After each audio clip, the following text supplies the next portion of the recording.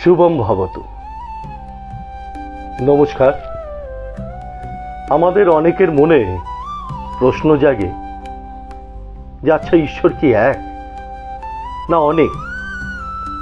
কেননা আমরা কেউ ভগবান শিবের উপাসনা করি, কেউ ব্রহ্মার উপাসনা করি, কেউ বা বিষ্ণুর, আবার কেউ মায়ের মাতৃরূপে অর্থাৎ দেবী দুর্গা, মা কালী, বিভিন্ন রূপে আমরা ঈশ্বরের পুজো করি।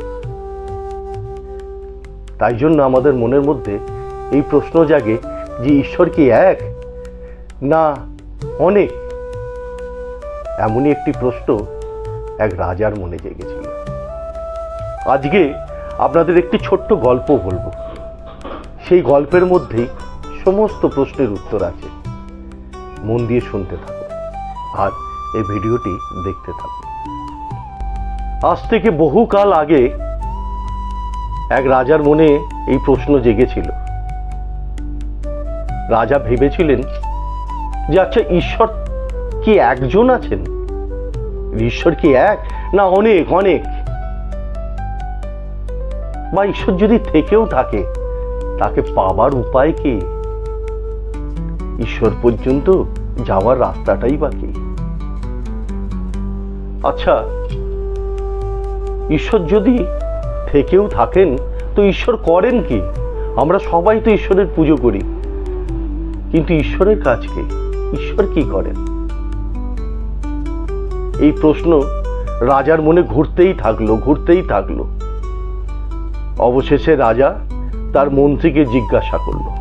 মন্ত্রীও উত্তর দিল, কিন্তু রাজার মনের মধ্যে প্রশ্ন সঠিক উত্তর যেন পেলেন না। তখন রাজসভায় গিয়ে সমস্ত রাজসভাসদ যারা আছে তাদেরকে একই প্রশ্ন করলেন। তারাও নিজের মতো করে উত্তর দিল, কিন্তু রাজার মনে কোনো উত্তরই যেন সঠিক মনে হলো না। একদিন রাজা নগর পরিক্রমায় বেরোলেন তার প্রিয় ঘোড়াটিকে নিয়ে। পথে যেতে যেতে উনি এক সাধু বাবার দর্শন পেলেন। সাধু বাবাকে দেখে রাজার মন ভক্তিতে ভরে গেল। রাজার মনে হলো, হ্যাঁ, ইনি সেই উপযুক্ত ব্যক্তি হবে যার কাছে আমার মনের সমস্ত প্রশ্নের উত্তর আছে। রাজা সেই সাধু বাবাকে জিজ্ঞাসা করলেন, বললেন, বাবা, আমার কয়েকটি প্রশ্ন ছিল আপনার কাছে, যদি দয়া করে উত্তর দেন। কিন্তু সাধু বলল, এ তোমার কি ব্যবহার? তুমি রয়েছো ঘোড়ার পিঠে আর আমি পথে হেঁটে চলেছি, আর তুমি আমায় প্রশ্ন করছো? এটা তো ঠিক নয়। আগে উপযুক্ত স্থানে আমায় নিয়ে চলো, আমার কিছু খাবার ব্যবস্থা করো, আমি শান্ত হই, তারপর তোমার সমস্ত আমার যত ক্লান্তি আছে আগে দূর হোক, তারপর তোমার সমস্ত প্রশ্নের আমি উত্তর দেব। তো রাজা বললেন, যথার্থ বলেছেন। সামনেই রাজার এক বাগান ছিল। রাজা সেই সাধুকে সেই বাগানে নিয়ে গেলেন। সেই বাগানের একটি কুটিরে, যেখানে সমস্ত কিছু সুব্যবস্থা ছিল, সেখানে নিয়ে গিয়ে সাধু বাবার জন্য যথার্থ ভোগের ব্যবস্থা করলেন, তার সেবার ব্যবস্থা করলেন। তারপর সাধু বাবাকে জিজ্ঞেস করলেন, মহারাজ, এবার তো বলুন আমার প্রশ্নের উত্তর। সাধু বাবা বললেন, এই প্রশ্নের উত্তর তুমি কি একা জানতে চাও নাকি আর সকলকে নিয়ে তুমি জানতে চাও? রাজা বললেন, তাহলে তো খুবই ভালো হয়, কিন্তু বাবা, এত অল্প সময়ের মধ্যে তো আমি সকলকে একত্রিত করতে পারবো না। তখন সাধু বাবা বললেন, ঠিক আছে রাজন, আমি তোমাকে 1 মাস সময় দিলাম, তার মধ্যে তুমি সকলকে একত্রিত করো, তারপর আমি তোমার প্রশ্নের উত্তর দেব। রাজা সাধুকে নমস্কার জানিয়ে সেখান থেকে প্রাসাদে ফিরে এলেন। প্রাসাদে ফিরে মন্ত্রীকে বললেন সমস্ত ঘটনা। রাজা বললেন, মন্ত্রী, 1 মাসের মধ্যে তুমি সকল জ্ঞানী গুণী সকলকে জোগাড় করো, আমার যত আত্মীয় মিত্র সবাইকে তুমি জোগাড় করো, সবাইকে এক জায়গায় একত্রিত করো। তারপর সাধু মহারাজকে তুমি খবর দাও, এই রাজসভায় নিয়ে এসো। মন্ত্রী ঠিক তাই করলেন।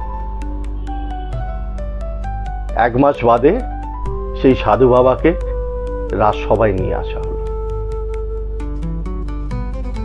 সাধু মহারাজ তো রাজসভায় আসাতে রাজা তাকে একটা সুন্দর সিংহাসন দিলেন, বললেন, বাবা আপনি এতে বিরাজ করুন।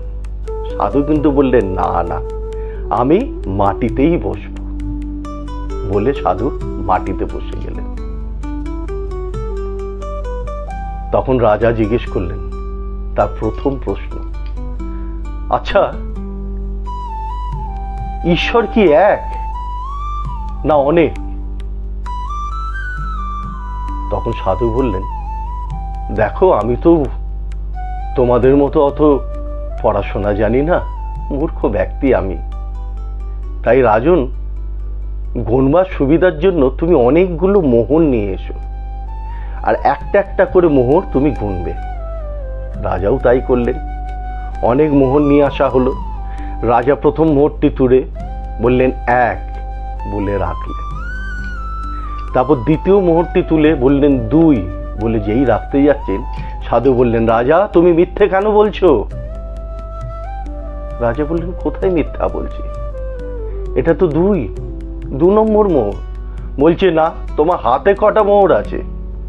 বলছে, বাবা হাতে তো একটাই মোহর, কিন্তু এটা তো 2 নম্বর মোহর, এটা তো 2 বলে রাজা রেখে দিলেন। পরে আবার একটি মোহর নিলেন, নিয়ে বললেন 3। তখন সাধু বললেন, রাজা তুমি কিন্তু আবার মিথ্যা বলছো, তোমার হাতে কটা মোহর আছে? রাজা বললেন, একটা। বললে, তাহলে তুমি 3টে কেন বলছো? বলছে, রাজা বলছেন যে বাবা আমরা তো এইভাবেই গুনি, 1 2 3। বলে, ঈশ্বরও ঠিক তাই, ঈশ্বর এক। ঈশ্বর যখন প্রথম কাউকে দর্শন দিয়েছিল সে ভাবলো ঈশ্বর এক। তারপর আবার কেউ ঈশ্বরের দর্শন পেল, অন্য রূপে পেল, সে ভাবলো ঈশ্বর আর একজন আছে।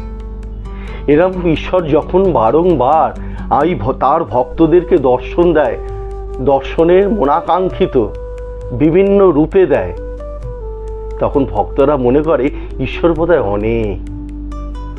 অনেকের মধ্যেই এক।